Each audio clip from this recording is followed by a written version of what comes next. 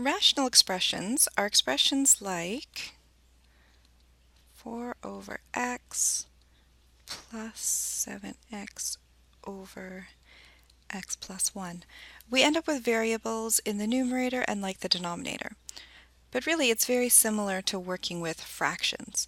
So this expression right here is similar for the steps we have to do for simplification. It's similar to working with 4 over 2 plus 7 over 3.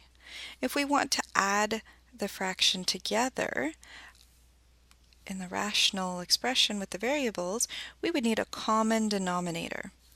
What is possibly a common denominator for x and x plus 1? Well, if we look at what we would do with the numerical example, it might make this variable example a little bit easier. So if we wanted to add fractions, we get a common denominator. In this case, the common denominator is, well, what can we put 2 into and also divide 3 into? The easiest one in this case is 6. Why 6? 2 times 3 is equal to 6. If we had something like 4 and 6 that we were adding, the lowest common denominator, we could just multiply them. We could just get 24. But that's not the smallest. That's not the lowest common denominator. It'll work. We'll just get bigger numbers than we need and we'll have to simplify them later. So instead we look for, well, what does 4 go into that 6 also goes into? And you might just know it right off the top of your head. The easiest thing is 12. Why 12? Well, 4 can be factored into 2 times 2. And 6 can be factored into 2 times 3. So we really just need a number that we can get 2 times 2 times 3 to go into. We just have to make sure that all the factors are there. So 2 times 2 times 3, because we need 2 times 3 to go into it. That'll work.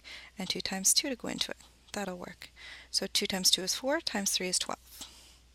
So sometimes we can't just multiply the denominators. It'll work. It'll just be a little bit more work simplifying later. So if you're really stuck trying to figure out the lowest common denominator, you can always just multiply. Okay, so the rule here is we got 6. Whatever we do to the bottom, we have to do to the top because we're really keeping the same value for this. 4 over 2 would be the same as 12 over 6. So 12 over 6. And we'd have to multiply 3 by 2. We have to make it twice as much, so we also have to make the top twice as much. Okay, and then what are the steps for adding a fraction from here? You add the numerators, right?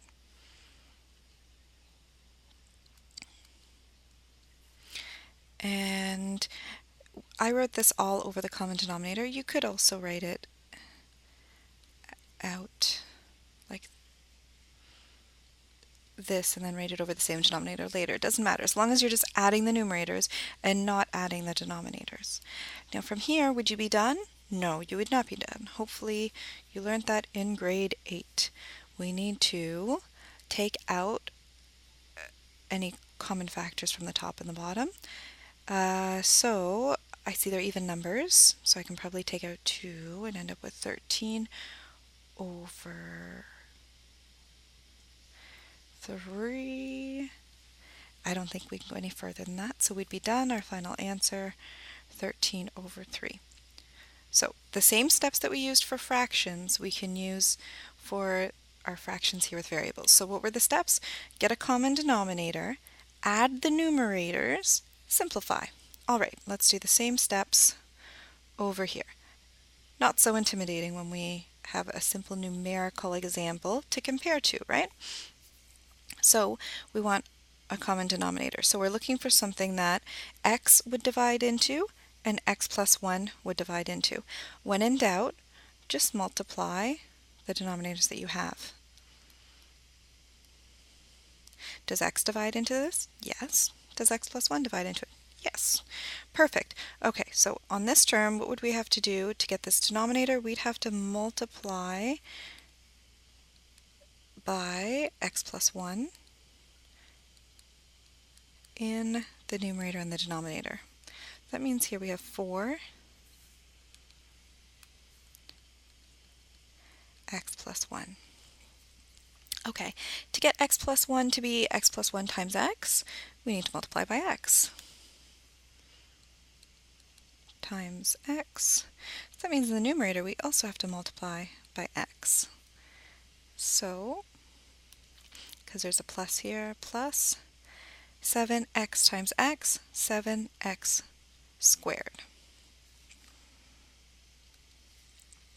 And now we can simplify the numerator by adding it together, just like we added the 12 and the 14.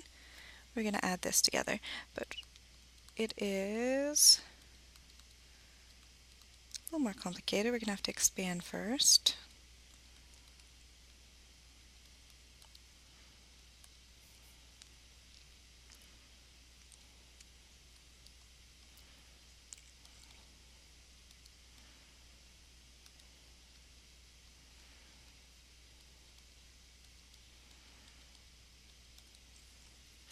Can we simplify this? It's really hard to tell if we can simplify it. If we had it factored, it would be a lot easier to tell.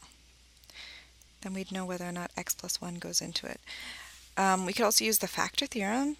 If x plus 1 is a factor of the numerator, we should be able to plug in -1, and that would give us 0. So let's do that. The factor theorem tells us if x plus 1 is a factor, then f at -1 would equal 0. So let's see if that works.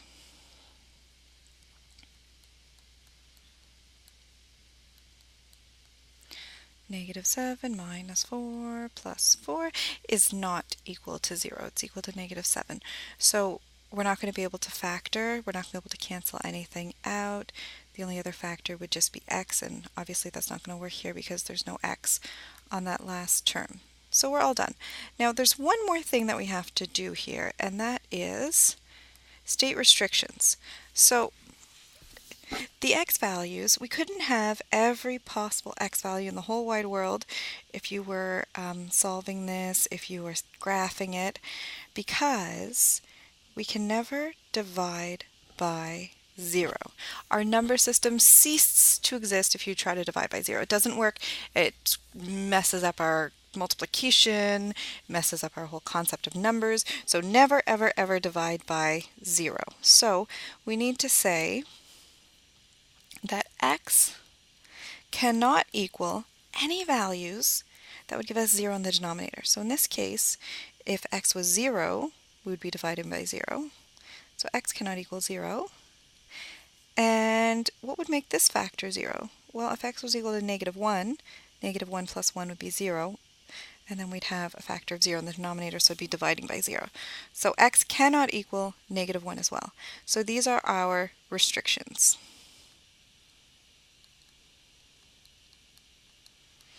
In general, a restriction is just anything that would cause us to divide by 0. So any of the denominators anywhere, if they're more complicated, you could just set them equal to 0 and solve and figure out, well, what values of x would make the denominator equal to 0? And those would be your restrictions. I've seen that question come up a couple of times, different places, like on different SAT prep.